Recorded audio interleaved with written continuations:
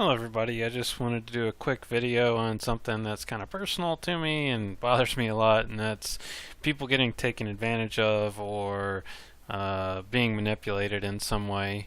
And snake oil salesman is a perfect example.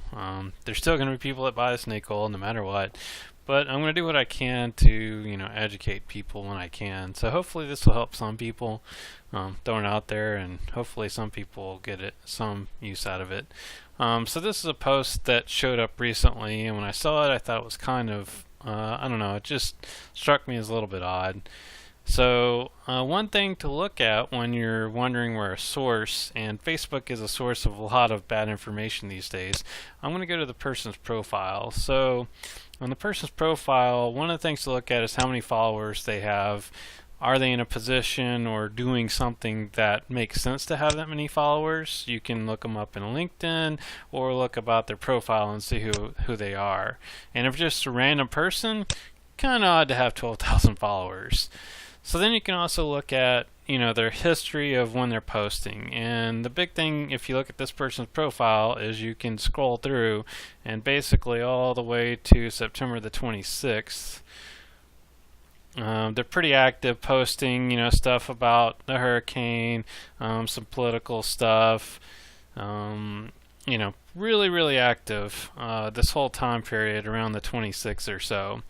But then after the 26th of September, there's a big fall off all the way to February 15th. So one of the big red flags is gaps in content.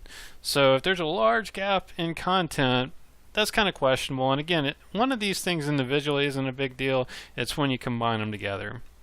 So we had a whole bunch of posts, some political, some associated with what's going on with the hurricane. Then we go back from February 15th, and now pretty much all they're posting are these pictures. So that is another red flag, is that they went from posting pictures to posting political stuff and a lot of stuff with the hurricane. So if you look back further, you can tell that every now and then they post some pictures. This is to simulate some traffic that they count as sort of used, but it is just very fishy that the person went from occasional content posting pictures to all of a sudden almost daily content. So the following of a bunch of people, a lot of comments going on. If you read those, I'm sure you could click on those accounts, and they're going to have very similar characteristics to this one, in that a lot of them are going to be fake as well. So the other thing to look at is groups.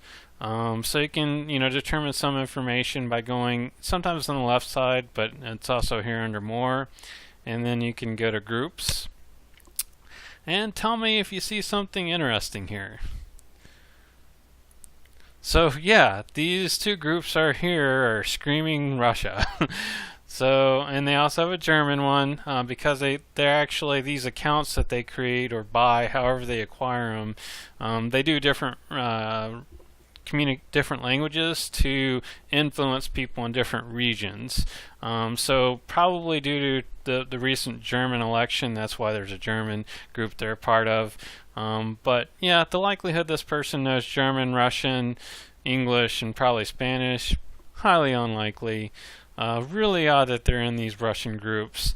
So with all that can tell you pretty much this is one of, you may see it on the news or people post about the botnet accounts and how they're using Facebook to manipulate people, and this is how they do it. So again, if you want to buy your snake oil, this is a snake oil salesman.